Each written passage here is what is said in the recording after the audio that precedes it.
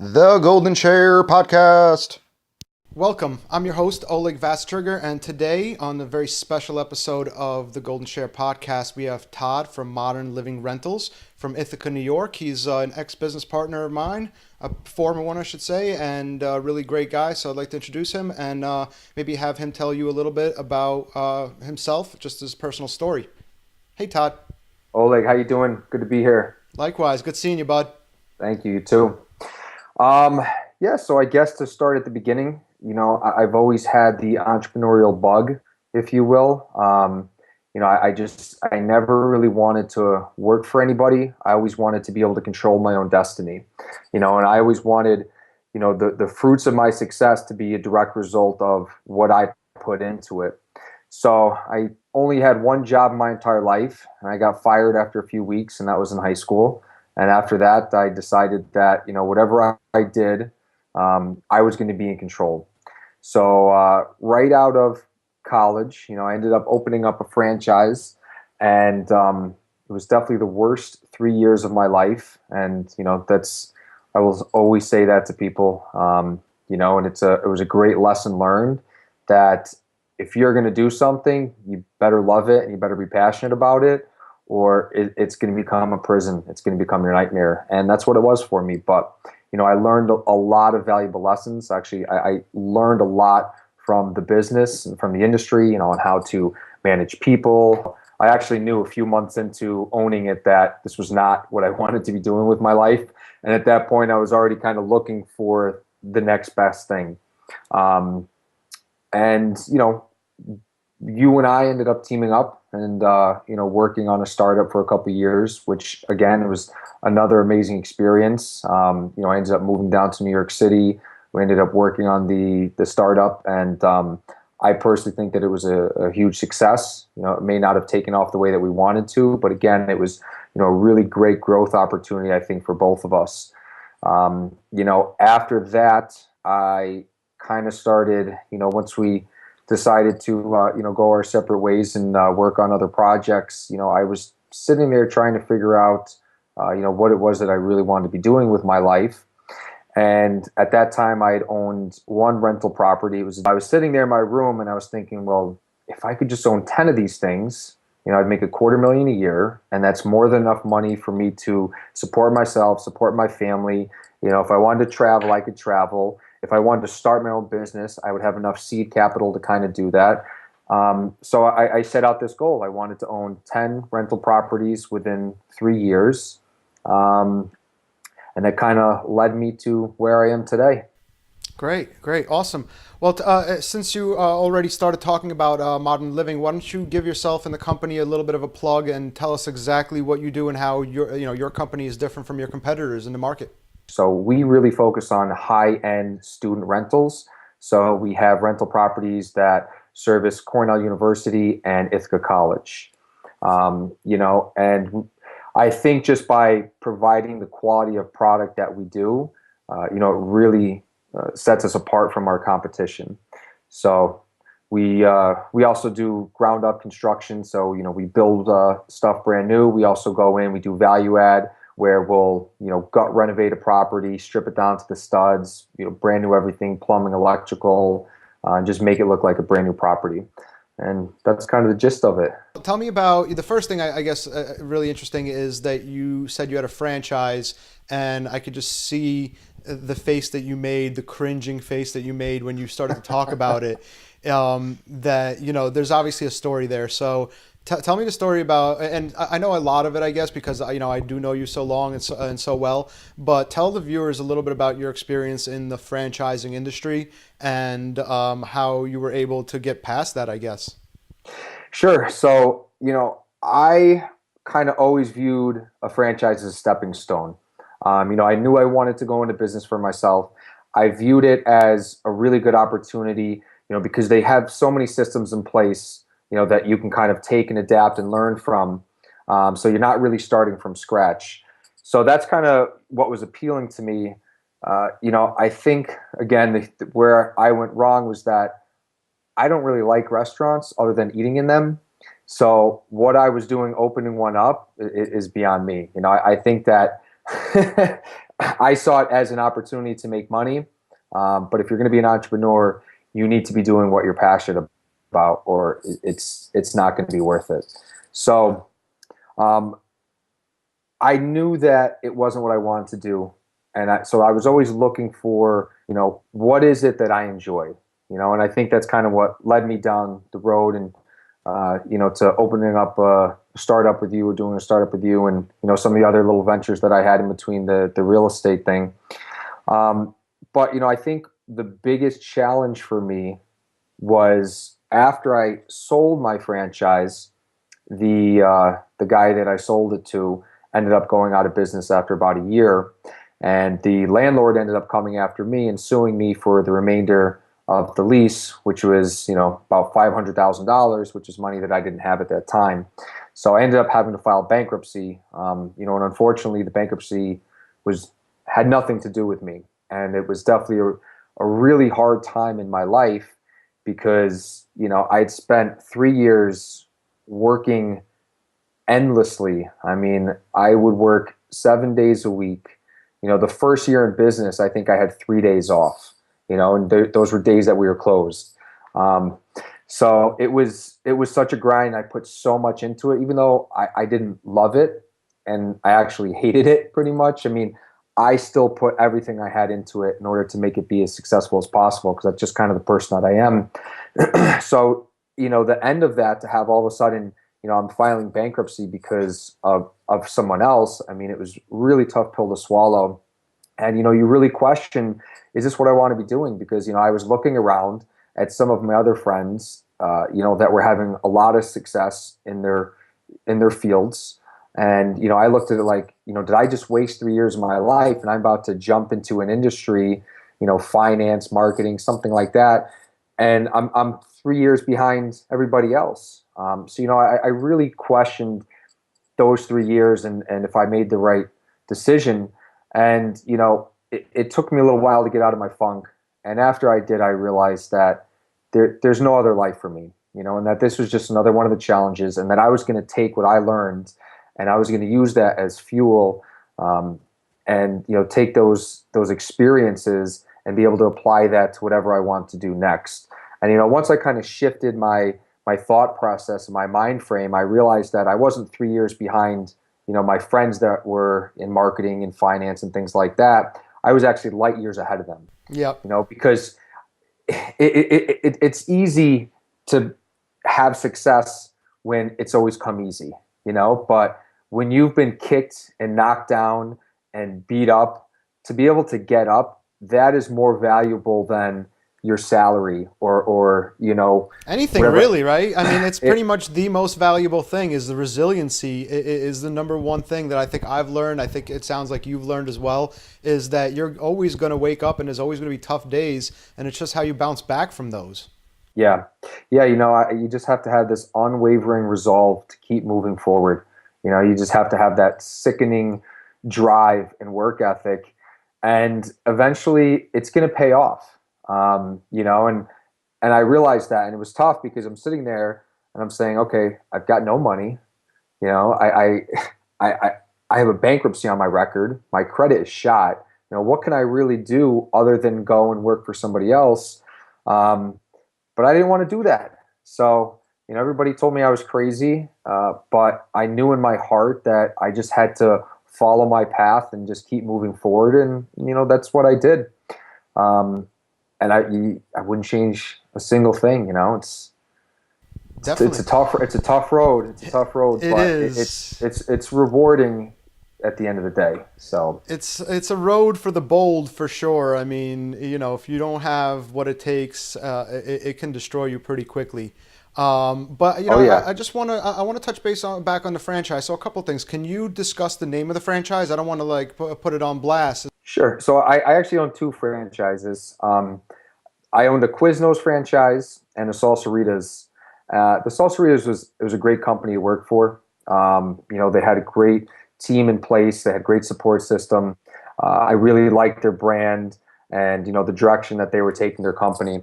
The Quiznos was definitely a nightmare, and hopefully they've turned the company around. I don't know that they have. The 3 years that I was there, they went through three different CEOs. So they kept changing their brand identity. Our customers didn't know who we were, what type of product we were selling.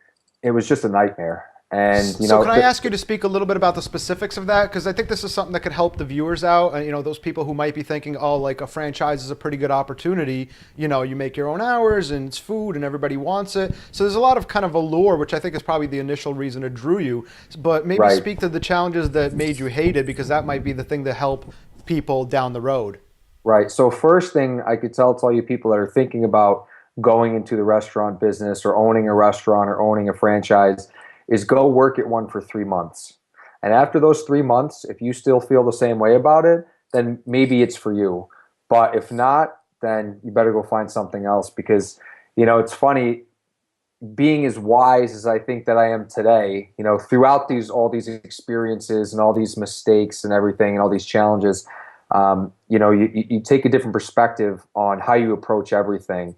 And, the Todd that I was when I was 24, I was just so ambitious and so tenacious that I just jumped into something because I said, oh, I can do this. And I just jump into it, as opposed to, is this really what I want to do? Of course, I could do anything I set my mind to, but is this something that I really want to be doing? And I made the mistake of not going and working for a place for 3 months. And I think, seeing the business from the inside, where it's not so glamorous, gives you a totally different perspective on, owning a franchise. I mean, it's glamorous to say, yeah, I own my own business, I own my own franchise, but there's a lot more to that. And I think that you need to figure out the ins and outs of the business before you jump into it. And I know I went a little tangent there, but back to your question, a franchise is good because, again, you do have a support system in theory. So there's another point. Go talk to as many franchise owners as you can. If you talk to 15 franchise owners and they all speak positively of the company, that's probably a good thing. But if half of them are telling you that they're a terrible company, they don't return emails, they don't have direction, go find a different franchise. But in theory, if you find a good franchise, they do have systems in place, on how to manage your inventory. They already have all the recipes down. They help you manage your food costs. They already have all the, the vendors lined up for you. So they make it kind of easy, not easy, but easier than if you were trying to do it on your own and figure it all out on your own. So that's the positive aspect of it. They have branding, brand recognition, marketing, things like that really help. I think the downfall to it is that, yes, you own your own business, but you don't necessarily have full control over your own business because it's a franchise. You can't deviate from the menu. You can't deviate from who your suppliers are. You have your prices that are set for you. So, that's, to me, was kind of the downfall. And the kind of person that I am is I want to have complete control, and I didn't have complete control. So you couple that with, I just didn't really like owning a restaurant or running a restaurant and dealing with, that type of environment, and it makes for a miserable workplace. Even though I was always positive, I was always the most positive person. I'd always come in, I always had the best attitude. I always made make sure my employees had the best attitude. I was just dying inside. Yeah, I mean, I think most people I ever hear from the food industry are that way. The only exception that I ever see of people who aren't completely miserable that work in food are food trucks. They seem to be the only place where you can actually have a life and make money and have the balance between all of those things. And I guess that I don't know if that speaks on the industry or if it's just a very competitive and difficult industry. Perhaps it's probably both of those. Right. But not a lot of people that I know are very happy with working in the food industry. No, it's tough, and especially, it's considered quick service. So it's kind of in between fast food and sit down restaurant. And you have employees that they're not working on tips. They get paid what they get paid. So they don't have a vested interest in your business, which is really not the kind of person that I want to be working for, if I'm owning a company or working with, I'm sorry, if I'm owning a company. And, it's tough because owning a restaurant, it's like owning a baby. It's you get so stuck working in your business instead of on your business sometimes. And, it's 7 days a week. And if somebody calls out or somebody quits, you got to be there. You can't just say, I'm not going to go in and I'm not going to open up the store. We're just going to leave it closed today. Or you might as well just close your doors. So, you can never take your foot off the pedal. You always got to be there. And I think that's something that as long as you don't mind having no life, maybe it's a good industry to go into. But if you got a family and you But like I to mean, have how is that social different life, from any retail location, though? yeah, uh, retail's tough, man. It's the same thing. It's 7 days a week. You're open almost 365 days a year. Um, and you're dealing with customers. Well, I You mean, know, I think you, you just to kind of tie it in together. I think in the food industry, the difference is that it's harder to get people to work for the wage that is kind of offered in the like it's an extra kind of gross industry. So right. selling clothes, is different than being in the food industry and having to constantly clean yourself and stuff. So it's a bit of a dirty industry to some degree, and Yeah, it's hard to yeah. find good work for cheap pay. And that's what the majority of the food industry is. It really is a very low paying industry. Yeah, and a restaurant is such a grind, man. And everybody that's in it, they work so hard. And, it's hard to retain employees because unfortunately, you can only pay so much. It's just the way that it works. At least that's the way that it worked with my business because at the end of the day, I can't lose money every month. I have to keep my doors open. I still have to pay my vendors. I have to pay my rent. I have to keep the electricity turned on. So, you can only pay people so much and they work really hard. And it's a grimy, business to be in, and you're on your feet all day long. You're moving around. It's tough. So it's tough to retain employees and keep them happy. And you know what? So, Customers are so ungrateful in the food oh industry. man, It's like yeah, nowhere else is it acceptable to act the way you do when it comes to food. You can say or do pretty much anything in a restaurant, and it's going to be the fault of the restaurant just because, yeah, you're always right in the food industry as a customer, and there's just no bound to what you can do. yeah, yeah. No, we've definitely had some difficult customers in the past, but it's funny because I always loved those customers because I was always so good at turning them around just by being like so nice and so calm. I mean, there was customers, they come in, they're looking for a problem. They want you to react so that they can continue to overreact. And I would do things that they were not expecting. If the person's being loud and like, disruptive and just, giving my employees a hard time, I'd come over and I'd say, listen, I'm sorry, my employees are giving you such a hard time right now. I'm going to buy your meal and I'm actually going to give you, a free meal next time you come in. And they just kind of sit there like a deer in headlights because they don't expect someone to be so nice. And it's like, I always like customers So like you that. literally killed them with kindness. Yeah, you just kill them with kindness and you just do something that they never expect. Because the natural reaction, if someone is just being irate and disrespectful for no reason, is to kind of respond in kind.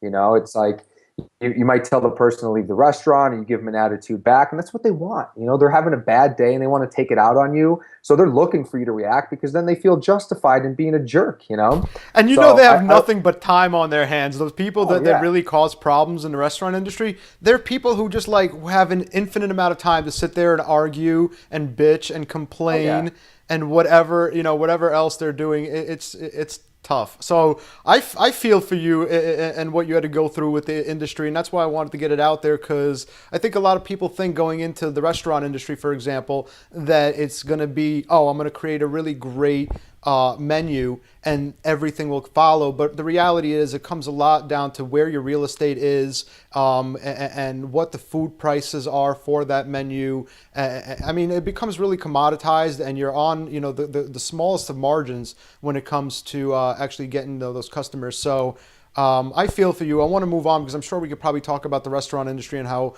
tough it is, to say the least, for a long time.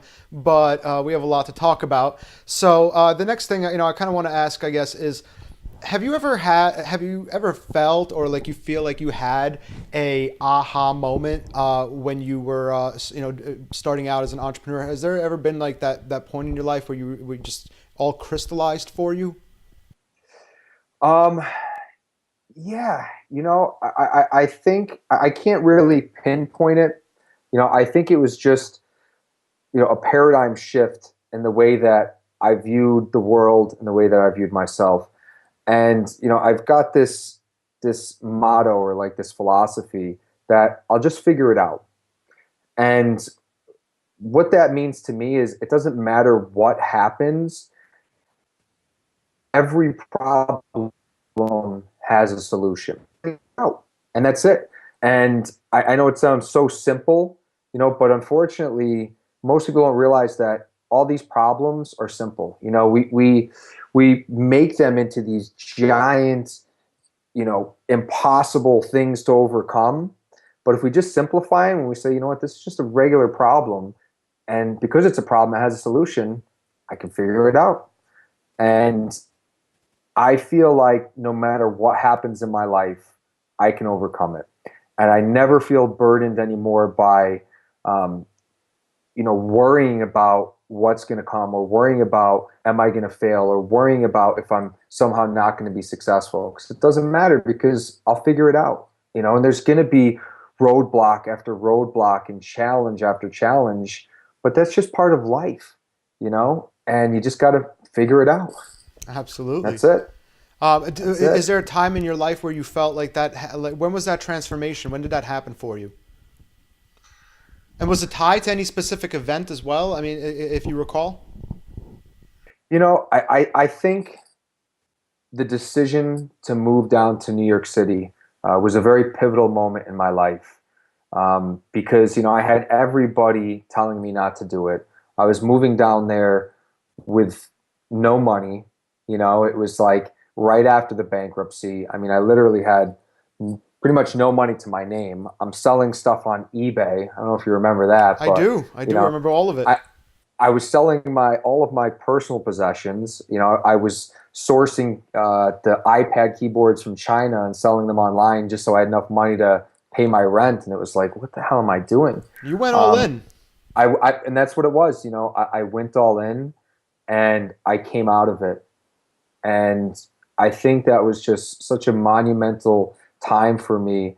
And to emerge from that, that's when I realized that a problem is only as big as you make it, you know, and a challenge is only as big as you make it. So I think just coming to that realization, and the only reason I came to that was, through these experiences and kind of pushing myself and challenging myself, and, being afraid, but not being afraid enough where I was going to let it inhibit me. So um, that's kind of where I began, started to blossom, and I started to just look at things from a different perspective. So we talked a little bit about the challenges, Todd. Tell the viewers a little bit about your support network. I think the past episodes we've had kind of a split. Some people said that their girlfriends, who are now wives, were not particularly too happy when they first started out because of how challenging it is with time and resources. And then I've had Pat, who said his wife has been extremely supportive kind of from the first day. So tell me about where you've gotten your support and how your family, I know you have a wife who I know, and a slew of kids, let's just call it that, that what do you call that you're taking care of. So tell me a little bit and us a bit about your support network and how all that panned out for you. So starting out, I never really had much of a support network. My mother was a school teacher. She always wanted me to be a school teacher or going to a career that was safe. They paid health insurance and retirement packages and all that kind of stuff. So she's been, even to this day, tries to talk me down with everything that I'm doing. But and I think, the girlfriends that I had throughout all my various ventures were never that supportive either. But I never let that stop me, because I knew where I needed to be going. So that was just another one of my challenges that I had to deal with. But my wife now is, the most supportive person in the world. And I think that comes from the fact that she was an entrepreneur herself. She started out her own business when she was 19. She did that for about 5 or 6 years, actually selling jewelry in New York City. And then she opened up a very successful skincare company in, was it the West Village? Is the West Village?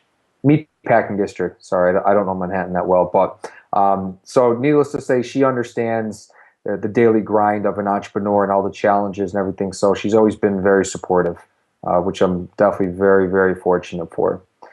So Well, maybe that's why you're finding so much more success in your current business. yeah. You got somebody to really support you. So, but how does she deal with you being away on business all the time?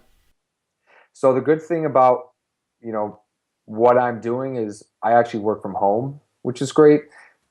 So we have a 1.5 year old, and I'm able to help out, take a nap for an hour. I can kind of stop what I'm doing, and I think that's also one of the great things about real estate is, once you build it up, it pays for itself. You have residual income. That's the great thing about rental properties, multifamily rental properties. So the only reason I work so hard is because I want to continue to grow my business. But if I ever wanted to take my foot off the pedal, it's self-sustaining. So I have the ability to collect a paycheck every month. These tenants checks come in every month, and I could be across the world, and everything's going to kind of run fine on its own. So I work really hard right now, but that's only because I'm building towards the future. But it's all stuff where I'm working on future deal flow. I'm working with investors, and it's things that I can usually just close my computer for a few hours throughout the day if I need to, and do whatever I want. I work my own hours, so it's not like a restaurant where you got to be there at 7 a.m. to open the door, and you're not leaving until 10 until everything's cleaned and put away. If I want to work till 3 in the morning, I can do that. If I want to sleep in till 12 in the afternoon, I have that luxury. I usually don't, because it's not really a possibility. But so I think the industry that I'm in right now has really presented me with some good opportunities to be around my family, which is obviously very important to me. So That's great, man. Yeah, I guess we'd call you one of the lucky ones then, because most people don't really, who are entrepreneurs who have a startup, don't really have that luxury. It's just, it's not that it's nine to 5 or anything like that, but there's always stuff that gets in the way. And I know when we touch on the industry, I know that it's not all, cupcakes and Twizzlers in the industry as well. I mean, there's a lot of hard work that needs to be put in order to get those properties up and up to standard. And like I said, we'll talk about standards and all of that kind of stuff. So it's not all flowery, I think, as you kind of just portrayed it to be, as far as the luxury that you get. But obviously, you do work from home as far as your home office, so you can do a lot of things in helping out your family. So that's awesome. Let's get a little bit more into the nitty gritty of the actual business and kind of how it's run. Let's start with how did you get capital to start the business? So usually with real estate, one of the biggest challenges up front is the capital to be able to kind of inlay and get started. So tell us about how you raise capital. so the first project that I did, I actually borrowed money from my business that I didn't have because it was supposed to be allocated towards paying off other stuff. And I had about $20,000. I knew that I actually wanted to own a rental property because at that time, I had the restaurants. I was very unhappy, and I was looking for something else. And actually, I was dating a girl at the time. She was an Ithaca college student, and I went to visit her at her new apartment. And I drive down this road that I've never actually been on in Ithaca. And there's And you're all like the these. king of Ithaca too, so that's weird. It was an off street. I had no reason to go down there. So I go down this road. It's near the campus, and there's these duplexes, and they're identical. They're cookie cutter, just one after another after another. There's probably like 30 of them. So I get to the end of this cul-de-sac where she lives, and I'm like, all right, this guy's got to be making money, or he wouldn't keep putting these things up. So that's all I was thinking. So I went to my girlfriend and I told her, can you do me a favor? Call your landlord, tell him that you're doing a project for one of your business classes, and find out how much he's building these things for. Because I'd asked her, I said, what are you guys paying in rent at this place? And they were each paying $450 each at that time per bedroom, which is low now because now they're getting like $700 a bedroom for those units. But I started sitting there and I'm like, this might be something that I could do. This might be something I'd be interested in. So she called her landlord. I figured out, how much it cost him to build. I figured out what the taxes were. I figured out, what he was getting in rent. And I was like, this is a great business. Once this thing is built, he collects a paycheck every month. The parents co-sign on the leases, so you're going to get paid. A lot of times parents will pay 6 months in advance or a year in advance just to not have to deal with it. And I said, this is something that I could do on the side while, I'm doing whatever other business I'm doing at that time. So me being the person that I am, I said, okay, I'm going to go out and I'm going to build a duplex. Now, mind you, I didn't know anything about construction. I didn't know a single contractor. I didn't know a single architect. I didn't have a clue what I was doing. I just thought to myself, like, I can do this. I'll figure it out. So I had about $20,000 in my business account, which again wasn't mine, and it was kind of supposed to go pay off other things, which I would never recommend anyone to do. But I was stubborn and I did it. And I ended up seeing this sign in a yard. Actually, it's like a great neighborhood that's very desirable for Ithaca College kids. It's in between campus and the downtown where all like the restaurants and bars are. So I was like, all right, this is a great area. I really got to get this house. It was an estate auction. The house was condemned. It was a 3-bedroom, 1-bath. Like the walls are literally caving in. It was a hoarder's house. You go into the house and there's literally like, stuff halfway up to the ceiling. There was a path that was just beaten down, so you couldn't even see the floor. It was just like beaten down from where the person was walking. This place was a nightmare. So you see this condemned garbage disposal area and say, I want to build here. I said, this is an opportunity. So luckily, I was smart enough to go out and find an architect. She told me, yes, I could do exactly what I wanted, which was a 3-bedroom, 1-bath unit on top of a 3-bedroom, 1-bath. So it gave me 6 bedrooms. So I went to this auction, and everybody that was there, I'm pretty sure they were all there because they were flippers. So I said to myself, all right, I'm not going to go over $20,000. And this auction starts off, and it's like 1,000, 2,000 here, 3,000 here, blah, blah, blah. And I'm looking around, and and all of a sudden it's sold for $32,000. And everybody's looking at me. I'm like, oh my God, what did I just do? I don't even have like the money to be doing this thing in the first place. And I had 7 business days to come up with the money, basically. So I'm standing there. Everybody's looking at me.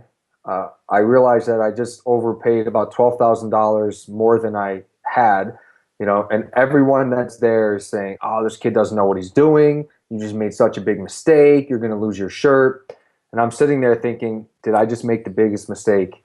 Am I going to lose my shirt? What am I doing? I don't know anything about construction. I don't have a single contractor. I don't have any money to even be doing this in the first place.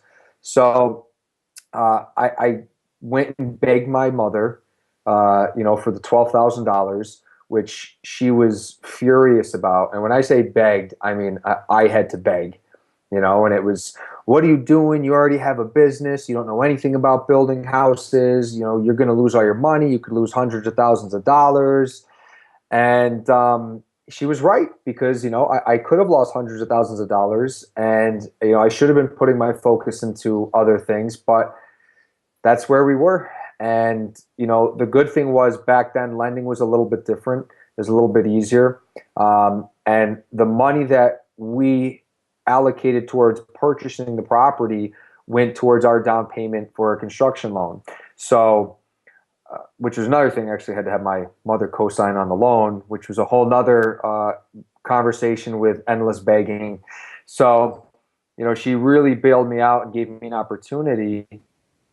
And thank God she believed in me enough that I wasn't going to screw it up. And we got the construction loan.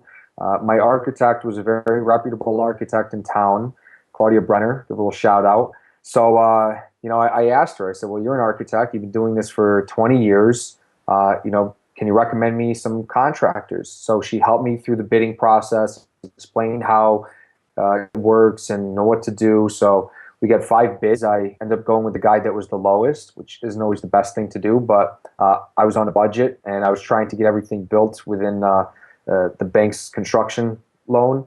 So yeah, we just went out and we did it. Tried to be as hands-on as possible so I could learn the process and how everything works. Because building a house, it's like dominoes, and everything has to be lined up and working properly. Because if one subcontractor falls behind a few weeks, it affects every other subcontractor that follows them. And those guys might already have jobs lined up. So, one of the most important things with doing new construction is, project management and making sure everything's getting, hitting its deadlines. So, I definitely learned a lot, and it was a great experience. And with my pro forma, I figured if I could get $475 a month, I was going to make some money. So I ended up getting $500 a month for the one apartment per bedroom, and $525 per bedroom for the upstairs. So I did better than what I projected, and right now we're getting $725 per bedroom. So in 5 years, we've been able to increase the rent, and that's just kind of following what the market's doing. So, that's the great thing about it. So that's kind of where I got my initial seed capital. It wasn't much, but it was enough to get that first project going. And then I didn't do anything with real estate for 2 full years. I moved down to New York City. I was focused on EcoCompass, and it was nice because I had that extra income. It was making me about 20 grand a year. But it was like an afterthought at that time. I was so focused on doing other things that, real estate really wasn't, it really wasn't something that I was putting any time or energy into. After EcoCompass, Mm-hmm. talk about that, because that's when you decided to take the company big, right? You kind of Yeah. wanted to go big there and basically create what we would refer to as a REIT, as I understand kind of what the essence of what the company is basically a REIT, with perhaps better standards for the housing. But talk about the funding, I guess, and just the process of when you got back and realized that this is kind of what you want to do. And I personally, just knowing you, I believe that this is kind of a really great fit for you as far as industry, because it's very kind of commoditized in a sense, and very just breaks down to bolts and nuts almost literally. Yeah. And that, I think that works good for you as just the kind of personality you are and the control freak that you have basically shown yourself to be even through this interview. Yeah, so speak to that. Yeah, no, you're absolutely right, because I'm very hands-on. I felt like one of my big challenges with EcoCompass was that it was very abstract. I wasn't really able to control it. When you're talking about coding and things like that. So, construction, it's really something that it's easy for me to wrap my mind around and to be very successful at. So I think the defining moment for me with my real estate career was, um, you know, after EcoCompass, and I was sitting there and I was trying to figure out what it was that I wanted to do next. And I was actually sitting in my room. It was a very profound moment for me. Now that I'm talking about it, it's like it happened yesterday. So I just remember sitting there, and I was laying in bed and I was thinking to myself, what am I going to do to make money? Um, and I'm sitting there and I say, okay, well, I'm making $20,000 a year off of this duplex. If I can just own 10 duplexes, I'll make enough money where I can pretty much do whatever I want. So I sat there and I went on my wall and I wrote, the date, and I said, within 10 years, I'm going to own 10 duplexes.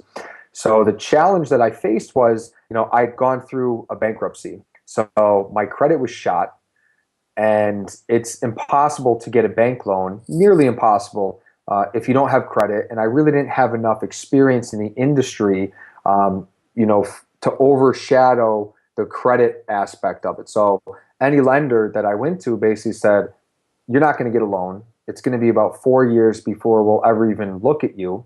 So you better go figure out something else that you want to do, because you're not going to be doing real estate. Every person that I talked to kind of told me the same thing. But I knew that this was a great industry and it provided passive income, which was, really what I was looking for at that time. So it was a huge challenge. And, again, it was one of those things that I just needed to figure it out, because it's a problem and every problem has a solution. So, at that time, I did two things. Number one, I started looking for my next deal. I was sending out letters to people. I was knocking on doors. I was doing like guerrilla marketing, trying to find that next great opportunity. And the other thing I started doing was, I was talking to, who's actually now my ex-business partner, but about collaborating. And, he would put up the capital, he would help get the financing, and I would be the boots on the ground. I would take care of the deal flow. I'd take care of the construction. I'd take care of the management, take care of every aspect of the business, and he would kind of be a silent partner. So that was my seed capital, and that was the permanent financing that you need in order to be successful in real estate. So we it's funny because we bought our first house, I think it was December of 2012, and we were doing like a full renovation, and I remember him just giving me a hard time for like those couple of months because we were running into some issues with our contractors, which anyone that's in the business knows you're always going to run into issues with contractors. And things weren't going as we planned. And then once we finished the construction, we were having a hard time leasing it, but it was because it was the middle of the rent cycle. So, we rent to students, which is usually, July or August till the following July or August. And, we're here in March and it's the middle of the semester. So every student already has a place to live, so we're piecing together, renting out one bedroom at a time to some local who's giving us a hard time, because they're not paying their rent on time or whatever, and it just wasn't working out. And I just remember I kept telling them, like, listen, Charlie, you got to trust me, man. It's going to work out. And then, once we got into that fall rent cycle, I remember him saying, okay, I get it. This is a good business. Let's keep buying properties. So that's what we did. We ended up purchasing about 10 more properties within a 2-year time frame. So I ended up hitting my 10 properties within 3 years and ended up exceeding that. And it's crazy because right now I'm scaling my business in a way that I never really thought imaginable. When I started this thing, my mind was focused around duplexes because that's what I knew and that's what was working. Maybe doing like a 4-unit or a 6-unit or something like that. But the stuff that we have in the pipeline right now, we've got 4 deals where we're looking at a 26,000 square foot building up to like a 60,000 square foot building based on the various project, and you're talking ridiculous cash flow, 80 bedrooms, 100 bedrooms, prime locations. And these were just projects that I couldn't even have fathomed 3 years ago because I was used to building a 2,400 square foot duplex as opposed to a 60,000 square foot 5-story building with an elevator. And it's crazy where you're able to kind of grow with this business if you're very diligent and very prudent, and you really become a master of your industry and learn every angle that you need to. So it's crazy where entrepreneurship can take you when you're in a field that you really love, that you're really passionate about, and sky's the limit. So, yeah. And at this point, we're working with major investors, really big names, in our industry, or at least in our market. We're working with an investor from Long Island who has a huge, portfolio himself of college rental houses around Rutgers University and New Paltz University, so it's amazing. I mean, after we just finished our last deal, I had the one guy basically tell me he'll fund anything I do as long as it's a comparable project, So, Well, yeah, I mean, if you're making money, then why wouldn't you want to just keep making money? yeah, no, absolutely. But it's like you go from everyone telling you we're never going to give you a loan, you're in the wrong industry, to banks that are dying to work with us. We're kind of writing our own terms. We're having them bid against each other, to get better rates. I've got investors throwing money at me, and it's because I didn't listen to all the naysayers. I didn't give up. I didn't say, okay, this is too big of a challenge for me. I said, okay, this is a problem. I have a bankruptcy. I have no credit, but there's a solution. What do I need to do to figure this out? What steps do I need to take in order to get to my end goal? And when you start doing all the right things, good things happen, and you end up going places where you never really imagined. I mean, I never imagined doing projects the size that we're going to be doing, and it's funny because my mind has shifted. Now I'm thinking, these projects I'm doing now, I want to do ones, 10 times bigger than that. I want to start working in other markets. So, I mean, that's a good segue to talk a little bit about where you see the company going in the future now that you've hit this milestone of having the 10 properties that you wanted, that kind of, that was your goal, and that was, in 10 years in a sense. So now you've overshot that by a long mile. Do you think you can continue that kind of trajectory? And speak to where your new plan is. Yeah, so the new plan is just keep moving forward. So, my 5-year goal right now is to own $100 million worth of real estate, which is very feasible based off the projects that we have in the pipeline in the next 2 years. And as long as I can, find a couple more deals like those, we're going to hit it. And then at that point, it's, reevaluating what direction we want to go. I think at that point, it's looking at other emerging markets, in the country that we're interested in. And, it's crazy because it's like a giant snowball. The more successful deals you have under your belt, the more investors want to work with you, and you have one investor that you do 4 or 5 deals with him and they're all home runs. Next thing you know, he's telling his friends and then they want to get involved. So, you have enough capital to help seed all these new deals that you're bringing in. And it's a good problem to have. I think the key to being successful, once you start to scale, is just being, very diligent in your deal analysis, not getting overzealous when it comes to, okay, well, I have a bunch of guys that want to, throw money at me and I can make a lot of money, but you gotta be smart about it. You got to make wise decisions for yourself, for your company, and for your investors. So I think it's just not letting that growth kind of overtake you, and sticking to your principles, and I mean, I think that's always been one of my big competitive advantages, is finding that diamond in the rough deal, finding that deal that's off market, knowing how to analyze it, being conservative in our analysis, and just creating that product that's superior to everyone else. So as long as I think can keep to that core competency and stick within my wheelhouse, I think we're going to be able to continue to grow exponentially. Awesome. All right. Well, we're running a little long on time here, so why don't we finish up this segment real quick, if you can. Give any of our entrepreneurs that are just starting out any kind of advice that you think is kind of the most critical. I know we've already talked about a little bit, but maybe if there's anything that we haven't yet mentioned that is just a really critical piece of advice that you can give people. Yeah. So, I know we talked about it a bunch, but I have to reiterate, do something that you enjoy, because I'm telling you, if you don't enjoy it, it doesn't matter how much money you're going to make. Eventually, it's going to fall apart, or you're going to fall apart. And life is way too short to do something just because of money. You got to be passionate about it. You got to enjoy it. So I think that's the biggest thing that I've learned. Well, so I want to challenge you a little bit on that, because obviously it's pretty easy to give that advice, is to find something you love, right? That's kind of the advice that you're giving.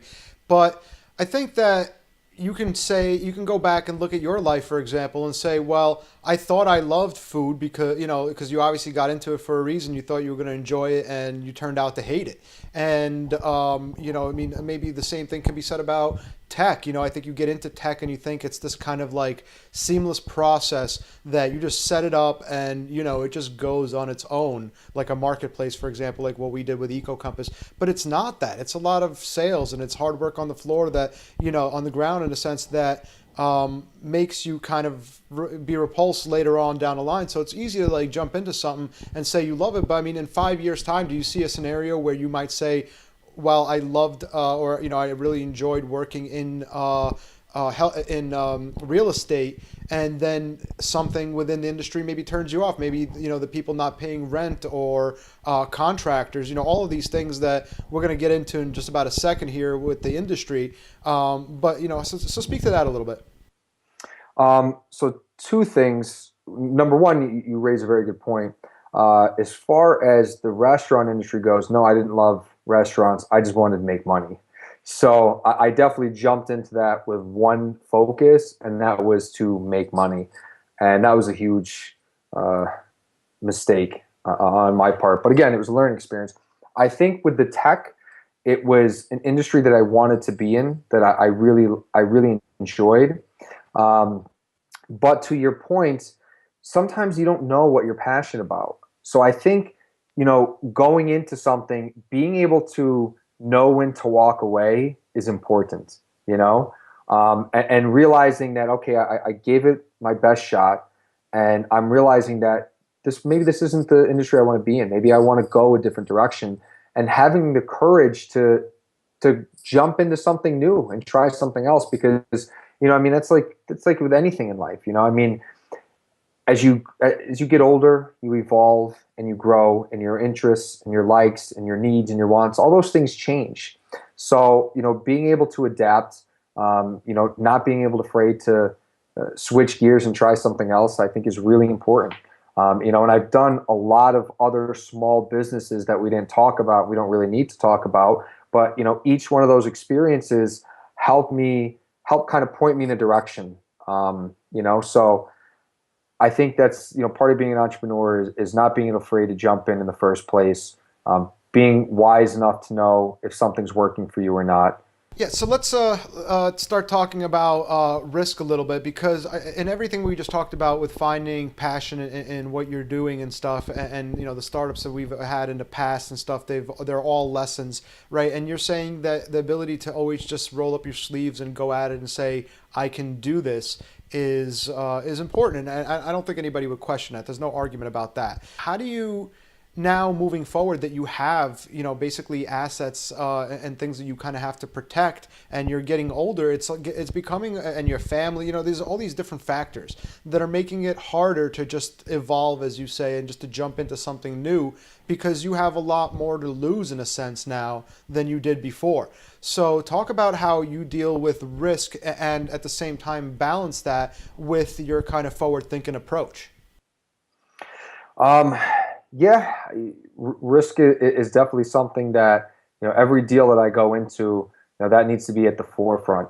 Because I have a fiduciary responsibility to myself, to my company, to my investors, to my financial institution, to make sure that the deal is going to be viable even under the worst case scenario. I think that's one thing that we always try and think about is the unforeseeable. Think about all the things that could go wrong, and making sure that the deal can still support itself if those things happen, and having actionable plans to counterbalance things or to deal with issues as they come. So it's funny because I'm scaling my business, and maybe on the outside it seems like I'm taking on more risk because the deals are bigger, there's more at stake. But I think if anything, to me it feels like I'm taking less risk, because I feel so much more pressure that we go the extra mile to make sure that this is the right deal. And we will not do something unless it's a home run. And we walk away from a hell of a lot more deals than we actually do. And I think that has to do with our diligence with our deal analysis. And it helps us hedge against risk, I guess. But there's always going to be risk. There's going to be risk in everything that you do, and I think the biggest risk in life is just not doing anything. I think you take the biggest risk because you got everything to lose at that point and nothing to gain. So you got to just, I think, take calculated risks. Educate yourself as much as possible, no matter what field that you're in, and as long as you do that, I think you come out okay. How has the industry changed since you first bought that property before we even started Eco Compass? I'm sure there was a certain landscape to real estate at that time. So, Mike, I'm curious as to if you've seen any changes in the industry since then and leading up to now. Right. So real estate, it's very specific to each individual market. I mean, if you look at even the housing crash, there were certain markets that got hurt really bad. They lost 30-40% of their value, for single family homes. In Ithaca, actually, home value did not go down at all. So it really depends on your specific market, what region you're in. And I, Why do you I've think never, Ithaca didn't go down at all? because the economy here is kind of like in a bubble. We don't really have any big factories or industries or things like that. So, people didn't lose jobs. I think just we actually have the best economy in New York State. Believe it or not, over the last 10 years, based off the census numbers, Ithaca's had more job growth per capita than New York City. We have the lowest unemployment rate in the state. So, I can't really speak to other markets. Um, So you think it's but those metrics that were able to keep it above water? yeah, I think that definitely played a big part in it. Um, so I can really only speak to my market. And I think that's one of the reasons why I haven't really ventured off to anything else is because I want to become the best in my market. I want to become a master. I want to become better than everybody else. I want to be the most educated. So, focusing primarily and just kind of having that laser focus on Ithaca is one of those things that have kind of helped me be as successful as I've been able to. So I think for Ithaca, changing landscape wise, recently there was a bunch of rezoning, which opened up development like in the downtown core, up in College Town, which is, Cornell University. So it's long overdue. Ithaca has been very anti-development for a long time. So, we got a new mayor who's very progressive. I think he looked at, what was happening in our area. Ithaca added 3,700 jobs in the last 3 years, whereas Binghamton lost 8,700. Elmira lost like 3,500. So there's a lot of growth just outside the schools. Cornell University's adding 200, additional students per year. Ithaca College is going to add like 30 students per year. So we have what in the industry is called a vacancy rate. So we have a 0.5 vacancy rate. Most markets have a 5%. So 0.5 is extremely low. So there's just a lot of demand and not enough supply. And I think, opening up the zoning and allowing for higher density, has created some new opportunities for us. And, these are some of the deals that I'm working on currently that I was talking about, the 26,000 square foot building, the 60,000 square foot building. So, I think it's always important to be conscious, especially in real estate in any industry, what's happening in your market, what's happening in your industry that's going to either, inhibit growth or promote growth, and how do you take advantage of those things, kind of being ahead of the curve. So I think, again, I can really only speak to Ithaca, but, I think there's a lot of really positive things happening, which are good for developers and it's good for the community as a whole. So this is a question that actually most people that I ask kind of shy away from because they don't really have a lot of interaction with the government. But in this case, I think this is one of the fairly unique cases where you do have a lot of interaction with the government, and in the form of permitting and zoning and standards and certifications. And there's a lot of things that go into building a house to make sure it's safe, or a property of any kind, really. And a lot of things that you have to work with the government on in order to, to basically be successful and to do it in a timely fashion. So tell us about what the regulatory environment is like in Ithaca as a whole. Let's start there, and then talk about your interaction with the government, and have they helped? Have they been more help than hurt, or the other way around? Tell us where your interaction with the government kind of really lies at. So yeah, obviously it's well, not obviously, but it's really just on a local level, and I think it's been pretty positive.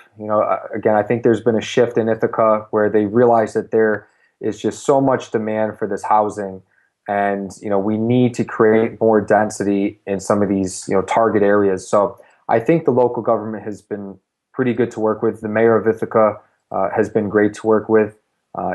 He's a visionary, and I think he gets it. I think he wants to create a great urban environment for the community, which is, what he's doing. So it's been really good. I think it's challenging because, the the local government also listens to the local residents, and what the local residents want is not always congruent to maybe what's best for them. People always view change in a negative light, not always, but a lot of times.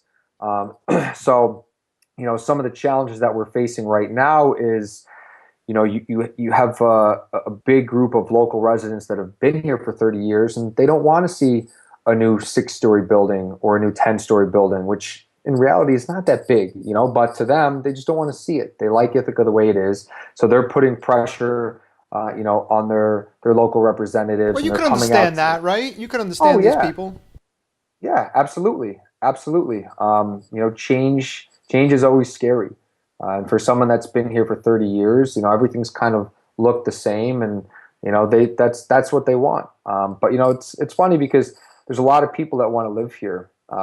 Tompkins County, they're adding, what is it? I think it's like 300 people each year. Then you have Cornell that's adding 200. You have IC that's adding 30, and there's already no housing. So you have all these people that need places to live, and there's nowhere for them to live. So one of the issues is rents keep going up because of the demand, which is great for a landlord. But I mean, if you're looking at it from a holistic standpoint and you're thinking about the community, the only way to keep the rents from continuing to escalate the way they are is to create more supply. And you have all these people that they want to live in Ithaca. They have jobs here. They have friends, they have family, whatever it is. And a lot of people have to commute, 45 minutes because there's just no housing. So I think it's important to, as the city grows, because it is growing, you need to create a place for people to live. And I think, that's where the mayor and a lot of, the local government realize that. But, they're getting a lot of pushback from community. And then they're kind of starting to backpedal a little bit because, they have their careers to think about. So I think, that's kind of the challenge. But I think for the most part, they've been good to work with. It's always bureaucratic. Things always move a lot slower than you want. Something that should take a month to get a decision or to get approvals sometimes takes 5 months. What's a typical permit process like in Ithaca? So it depends. If it's just a regular, you're going to do some renovations, it takes sometimes a day, sometimes a week. If you're doing, new construction or a Yeah, big, let's talk about new construction. Let's talk about, like, for example, the duplex that you spoke of that you got a few of now. Let's talk about those since they already kind of exist and you probably have the numbers on that. yeah. So with a duplex, you have to hire an architect. You get your plans stamped by an engineer, so all the structural stuff. They do all the mechanical schematics, and then what happens is you go for site plan approval. So you go in front of the zoning board, and you have to have like your landscape architect involved. So they'll do like a landscape schedule. Your house has to kind of conform to the neighborhood. So they're not going to let you put like a yellow shoe next to some, historical houses. I mean, it's got to conform to, what everything else does. So in that sense, it's a little frustrating because you can't always build what you want. You kind of have to take some guidance from them. But once you get through the planning process, as long as you meet everything within zoning, it's usually just one meeting. And then after that, you hand off your plans to the building department. You get your building permit within a couple weeks, and next thing you know, you got shovels in the ground. It can be challenging if you're trying to get a variance, which is important. Like if you have any deficiencies where, let's say, your lot only allows you to build a 3,000 square foot building, and you want to build a 3,600 square foot building. So, you need to get an area variance to add an additional 600 feet. And that's usually a process. You have to send out mailers to all the neighbors within 200 feet of you. They have to do a public hearing. Sometimes you have to go back in front of the board a couple of times before you actually get your approvals, and they don't have to approve it. So it depends. Each situation is a little bit different. Sometimes it can be really easy, if it's very straightforward. But if you're trying to do a little bit more, it can be challenging, and you can get shot down. So, Todd, tell us a little bit about the kind of growth you expect to see in the industry. And so you've told us a little bit about where you see your company going within the industry before. Talk about where you see, with all the approvals and the kind of politics and permitting and everything else that you just spoke about as far as the industry, where do you see the industry going over the course of next, say, 5, 10 years? Yeah, I mean, as far as 10 years, I can't even really speak intelligently about it. It's just too far out, and there's too many unforeseeables that affect real estate. Um, I think I feel comfortable speaking about the next 3 years, and I feel comfortable speaking within my market. And I think there's a lot of room for growth. I think that we can scale our business up to, about 100 million in rental properties in Ithaca. And I think at that time, that's when you're going to start to see some saturation. You're going to start to see the vacancy rate go up. And I think at that time, that's when we're going to really start to explore some other markets.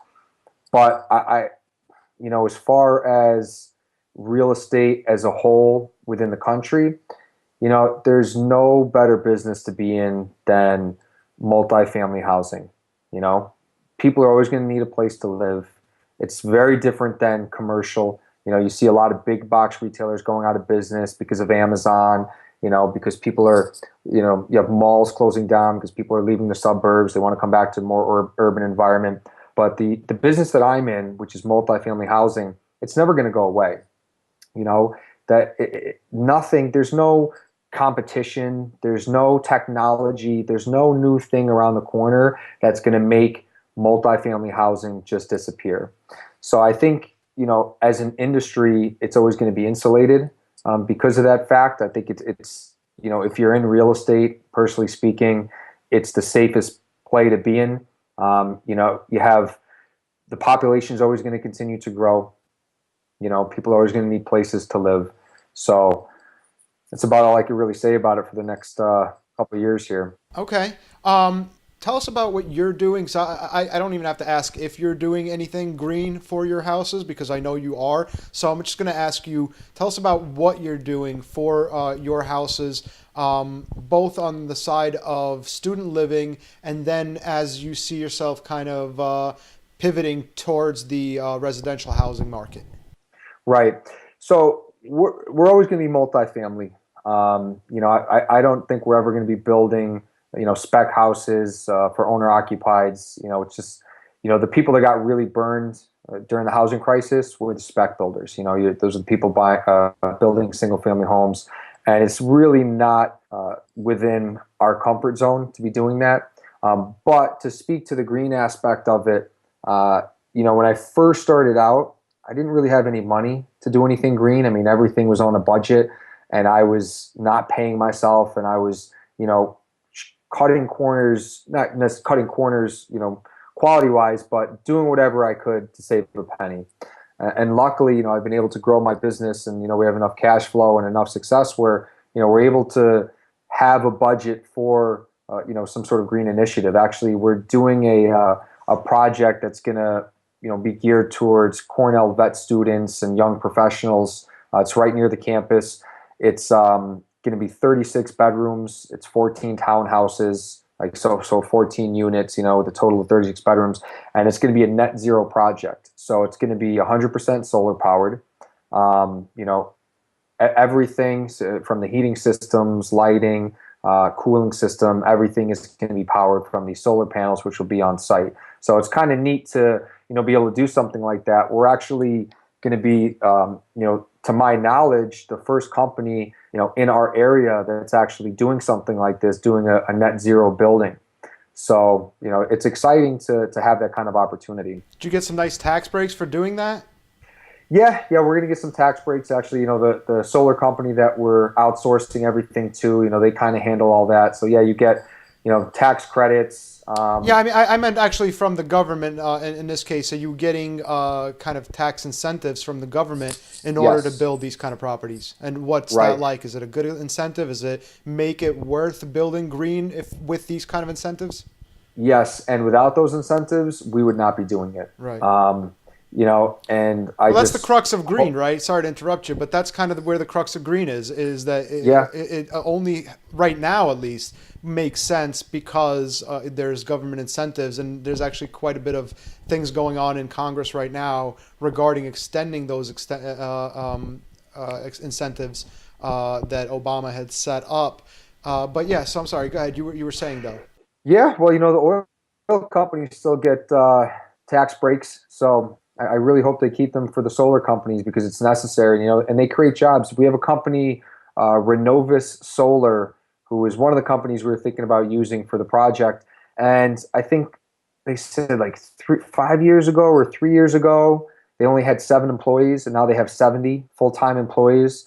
So, you're creating a lot of jobs and a lot of opportunities for people. And, the more solar panels that get sold, it creates economies of scale, and they can start to produce these things cheaper and cheaper. And eventually, the industry will not need government tax incentives, but, you gotta kind of have that in order to get to the end result, So they're a necessary evil. And I wouldn't even call it necessary evil, I guess, because it's creating a lot of good. It's great for the environment, creating a lot of jobs, creating a lot of opportunities. So I really hope that people, continue to back the solar companies and these, tax initiatives that the government has in place.